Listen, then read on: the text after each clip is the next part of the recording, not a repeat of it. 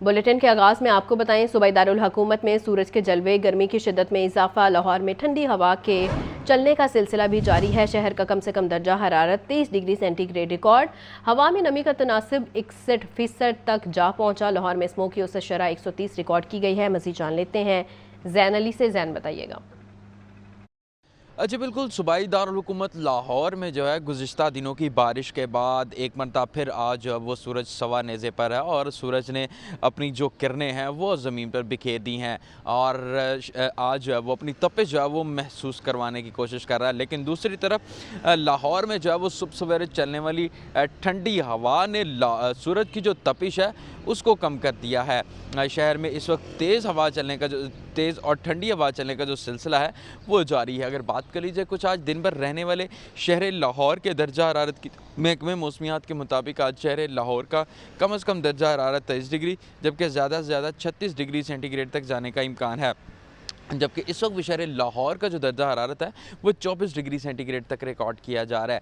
ہوا میں جو نمی کا تناسب ہے وہ 61% تک ریکارڈ کیا گیا ہے، جبکہ محکمہ موسمیات کے اعداد و شمار کے مطابق اس وقت شہر لاہور میں 10 کلومیٹر فی گھنٹہ کی رفتار سے ہوا چلنے کا جو سلسلہ ہے وہ بھی جاری ہے۔ دوسری طرف بارشوں کے بعد ایک مرتبہ پھر جو ہے وہ اضافہ جو ہے وہ دیکھنے میں آ رہا ہے درجہ حرارت میں۔ آج شہر لاہور کا جو ایئر کوالٹی انڈیکس ہے وہ 161 تک جو ہے وہ ریکارڈ کیا جا رہا ہے۔ دوسری طرف جو ہے وہ محکمہ موسمیات کی جانب سے آج سے باقاعدہ طور پر گرمی کی لہر سے آغاز ہونے کی پیشن گوئی جو ہے وہ کر دی گئی ہے۔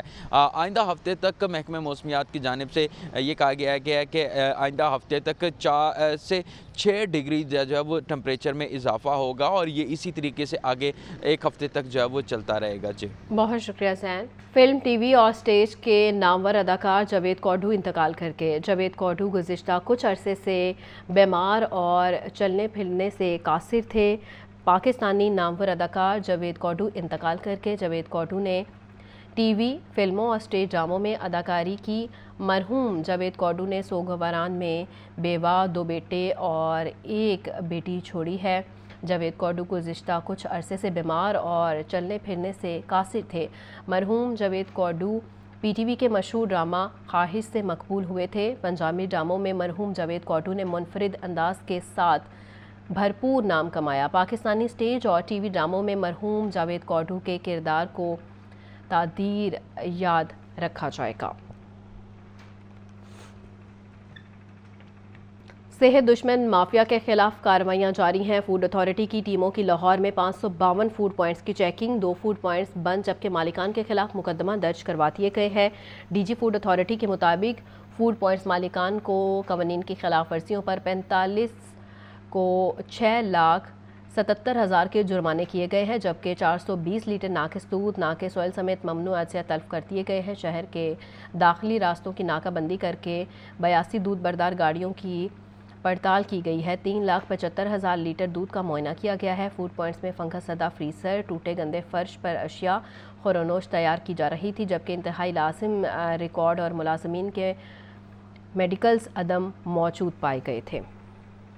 صحافیوں کے رہائشی مسئلے کا حل نکل آیا۔ صحافی کالونی کے ایف بلاک میں بجلی کی تنصیب اور ترقیاتی کاموں کا افتتاح کر دیا گیا۔ وزیر اطلاعات پنجاب کا کہنا ہے کہ وزیر اعلیٰ مریم نواز وعدے نہیں بلکہ کام کر کے دکھا رہی ہیں۔ عظمہ بخاری نے صحافی کالونی کے حوالے سے مزید اہم اعلان بھی کیے۔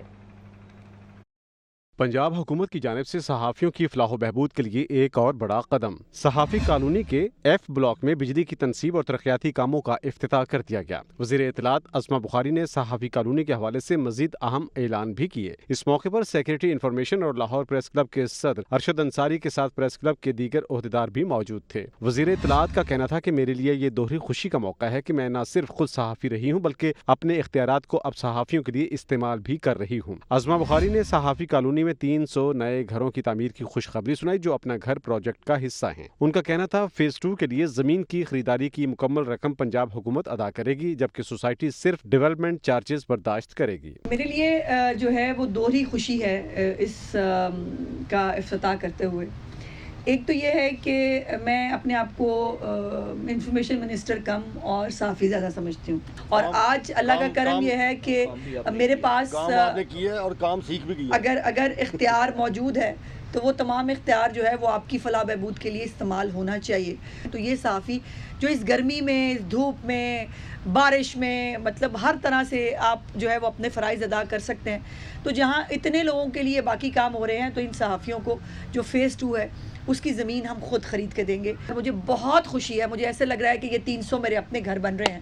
اس موقع پر لاہور پریس کلب کے صدر ارشد انصاری کا کہنا تھا کہ ہم وزیر اعلیٰ پنجاب کے مشکور ہیں جنہوں نے صحافیوں کے لیے اہم اقدام اٹھائے. چیف منسٹر پنجاب مریم نواز صاحبہ کی بہت مشکور ہوں کہ انہوں نے 5 فروری کو ایک تقریر میں بھی کہا تھا، تقریر نہیں مطلب صحافیوں سے ایک گفتگو کر رہی تھی، انہوں نے کہا کہ میرا مقصد ہے میں تمام صحافیوں کو پلاٹس مفت دوں.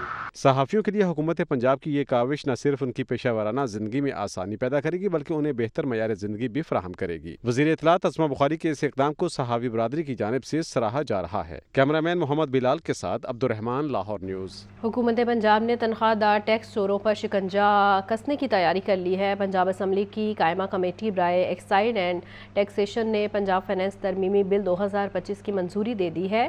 ترمیمی بل پنجاب اسمبلی سے منظوری کروایا جائے گا اور بل میں حکومت پنجاب نے ملازمین کی ٹیکس کٹوتی کی نئی ترمیم متعارف کروائی ہے. بل کے متن میں لکھا گیا ہے کہ ہر سرکاری یا پرائیویٹ ادارے کا اکاؤنٹس آفیسر ٹیکس کٹوتی اور رقم خزانے میں جمع کروانے کا پابند ہوگا. اگر آفیسر غفلت برتے گا تو اس ٹیکس کی رقم خود ادا کرے گا. محکمہ ایکسائز قصوروار کے خلاف وصولی کا حکم جاری کرے گا. بل کا مقصد ٹیکس چوری روکنا اور سرکاری خزانے میں آمدنی بڑھانا ہے. وفاقی وزیر خزانہ محمد اورنگزیب کہتے ہیں کہ IMF سے معاہدہ ہو چکا، ہمیں ٹیکس بیس کو بڑھانا ہوگا. تنخواہ دار طبقے سمیت تمام شعبوں کو ریلیف دینے کی کوشش کر رہے ہیں. گندم سمیت ہر کاروبار کو ڈی ریگولیٹ ہونا چاہیے. رپورٹ کر رہے ہیں عبدالقادر.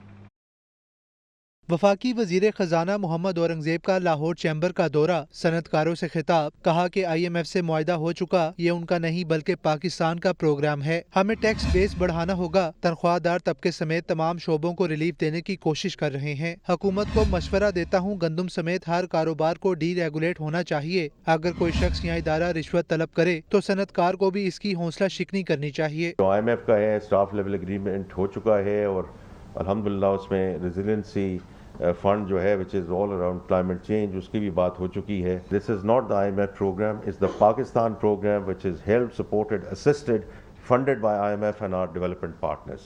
اور اس کی وجہ کیا ہے کہ ہم جو ایگزیکیوشن میں جا رہے ہیں، اور اس کی وجہ کیا ہے کہ یہ سنگل ٹرانچ کنٹری نہیں ہے. وہ یہ ہے کہ یہ منسٹری آف فائنانس نہیں ہے جو سائن کر دیتی ہے اور پھر کہتی ہے کہ ہم بھاگ جائیں گے. صوبوں کی مشاورت اور ساری فیڈرل منسٹریز ہمارے ساتھ مل کے اس پہ کام کرتی ہیں. صدر لاہور چیمبر میاں ابوذر شاد نے اس موقع پر کہا کہ اسٹریٹ منی ہمارے گلے پڑی ہوئی ہے. پیسٹ منی نہ دیں تو ہمارے کام نہیں ہوتے. FBR افسران کروڑوں کی جائیدادوں کے مالک ہیں. ہمارے لیے بزنس چلانا مشکل ہوتا جا رہا ہے. ہم کیسے اسپیڈ منی دیں گے؟ ہم تو اسپیڈ منی کے مرے ہوئے ہیں. پاکستان کی تاریخ میں پہلا بندہ میں ہوں 96 میں جس نے کسی ڈپٹی کلیکٹر کو ہتھکڑیاں لگوائی تھی. سر پہلی سے لے کے 10 تاریخ تک ہر بندہ پیسے دے کے آتا ہے. اڑان پروگرام کیسے چلے گا؟ وہ نہیں چل سکتا اگر آپ نے سپیڈ منی کے اوپر ہمیں ریسکیو نمبر نہ دیا تو. سابق صدر FPCCI میاں انجم نثار نے کہا ٹیکس کی بھرمار ہوتی جا رہی ہے. 61% ٹیکسز ہیں، ان پر کون سا کاروبار چل سکتا ہے؟ انڈر انوائسنگ کو ہر حال میں رکوانا ہوگا. بجلی کی بیس پرائس میں کمی کی جائے. گورنمنٹ نے تو کہہ دیا کہ جناب ہم نے بجلی کی پرائس کم کی ہے، but sir in true sense بجلی کی پرائس کم نہیں ہوئی.